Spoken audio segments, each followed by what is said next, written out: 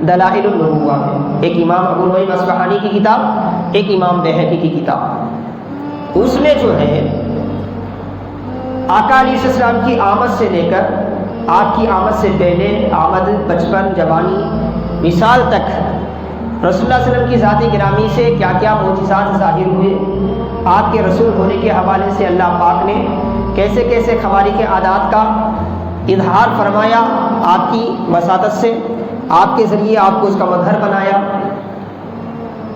اس کا سارا ذکر ہے۔ اس میں یہ روایت بھی موجود ہے آقا علیہ السلام کی مکی زندگی میں جب کفر غالب تھا، مسلمان معدود چند تھے اور اسلام کی دعوت کے لیے بڑی مشکل تھی، علانیہ اسلام کا اظہار کرنا بھی مشکل تھا، اس دور کی بات ہے۔ مکے سے قریب ایک مضافاتی علاقے میں ایک بستی تھی، اس بستی میں ایک مشہور و معروف بت تھا، کیونکہ وہ بتوں کی پوجا کرتے تھے، پتھر کو صنم پرستی ان میں عام تھی، مجسمہ پرستی جیسے ہمارے ہند میں ہے، ایسی مجسمہ پرستی اہل عرب میں عام تھی جب، تو اس بستی میں ایک مشہور و معروف بت کی صنم کی مورت تھی، جہاں لوگ اسے خدا سمجھ کر پوجتے تھے، دن و رات بڑی عقیدت سے وہاں جاتے تھے۔ ایک دن اچانک اس میں حرکت پیدا ہو گئی، پتھر کے بت میں حرکت پیدا ہو گئی اور وہ لوگوں سے ہم کلام ہوا، وہ لوگوں سے بات کرنے لگا، وہ لوگوں سے گفتگو کرنے لگا، اور گفتگو کیا کی ایک لمحے کے لیے آواز ہوئی، غائب ہو گئی، اور جتنے معبد کے پوجاری تھے، جتنے اس مورت کی پوجا کرنے والے تھے، سب وہاں پر موجود تھے، تقریباً وہاں پر موجود تھے، سب نے سنا کیا اس بت نے حرکت کی اور پتھر کے بت نے بات کی۔ کیا بات کی؟ اس نے بات کی کہ میں خدا ہوں، کوئی خدا میرے سوا نہیں ہے، اور محمد اللہ کے رسول نہیں ہے، معصوم، محمد اللہ کے رسول نہیں ہے۔ اب اہل مکہ تو یہی چاہتے تھے، اس بات کا بڑا غلغلہ ہوا، بڑا شہرا ہوا، بڑے چرچے ہوئے، اور اس بت کا جو مالک تھا، جو اس بت کا مالک تھا، ذمہ دار تھا، متولی تھا، اس نے اس بت سے کہا کہ اے ہمارے معبود معاذ اللہ، جو تو کہہ رہا ہے، ابھی بہت سے لوگ نہیں ہیں، قبیلے کے، قوم کے بڑے بڑے سردار نہیں ہیں، میں ایک وقت ان کو جمع کرتا ہوں، فلاں وقت میں اس محمد کو بھی صلی اللہ علیہ وسلم دعوت دوں گا، کیا یہی بات تم ان سب کے سامنے دہراؤ گے؟ یہی بات تم ان سب کے سامنے دہراؤ گے؟ تو اس نے حامی بھری، اس نے کہا کہ سب کو بلا لو، میں پھر سے کیا ہے یہی بات دہراؤں گا۔ پھر بت خاموش ہو گیا، ایک سناٹا چھا گیا،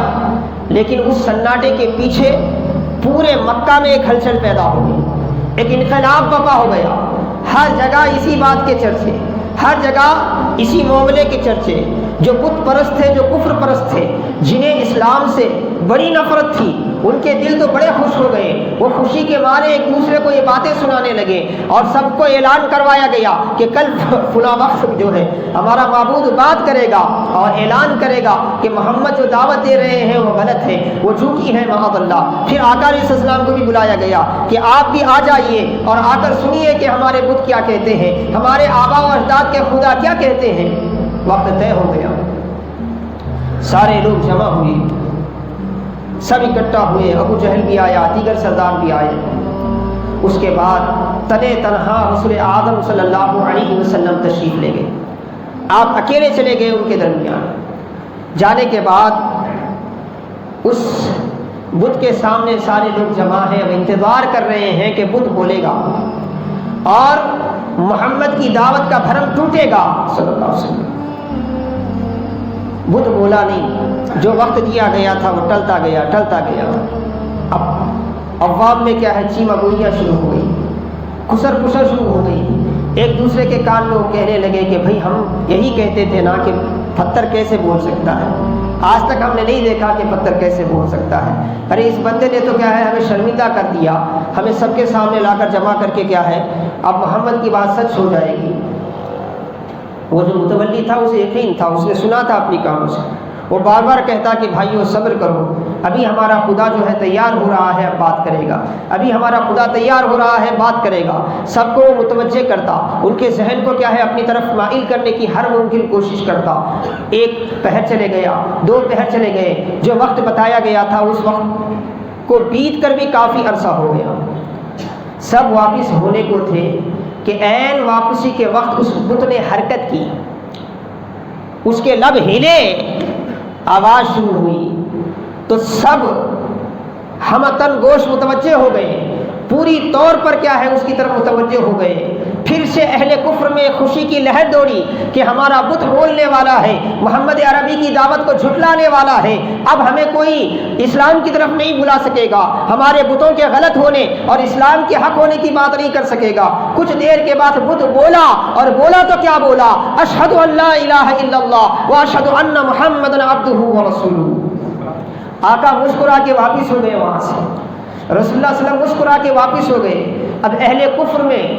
پہلے ایک طرح کا انقلاب بپا تھا,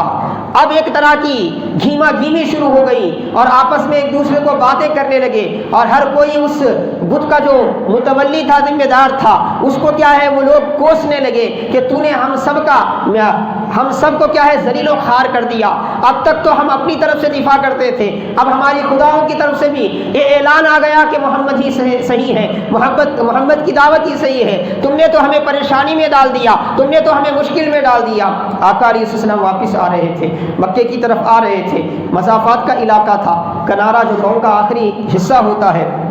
جہاں چہل پہل کم ہوتی ہے, اس بستی سے آپ مکے کی طرف آ رہے تھے. راستے میں آپ نے دیکھا کہ ایک سفید گھوڑے پر سفید سوار آ رہا ہے, اس کے ہاتھ میں تلوار ہے, اور تلوار سے خون گر رہا ہے, خون کے خطرات ٹپک رہے ہیں. وہ قریب آ کر آقا علیہ السلام کو سلام کیا. سلام کرنے کے بعد رسول اللہ صلی اللہ تعالی علیہ وسلم سے اس نے ملاقات کی, اور اس نے کہا کہ یا رسول اللہ, میں ان وادیوں کے جنات میں سے ایک ہوں, میں نے آپ کی دعوت کو قبول کیا ہے, میں مسلمان جن ہوں, میرا گھرانہ مسلمان جن ہے. یہاں اور بھی جنات بستے ہیں, ان میں بہت سے ایسے ہیں جو اسلام سے متنفر ہیں, اسلام سے منحرف ہیں, وہ اسی کفر میں رہنا چاہتے ہیں, وہ اسی باطل میں رہنا چاہتے ہیں, وہ اسی ضلالت کے اندھیرے میں رہنا چاہتے ہیں. اور یا رسول اللہ, میں فلاں کام سے فلاں دن جو ہے اس بستی میں نہیں تھا, میں چلا گیا تھا, تو فلاں شریر جن اس بت میں داخل ہو کر کیا ہے وہ شرارت کی اسلام کے خلاف, آپ کے خلاف, میں اس کی معافی چاہتا ہوں. آج بڑی دیر تک میری اس کی لڑائی ہوتی رہی, اور میں نے اللہ کے حکم سے کیا ہے اس کو قتل کر دیا,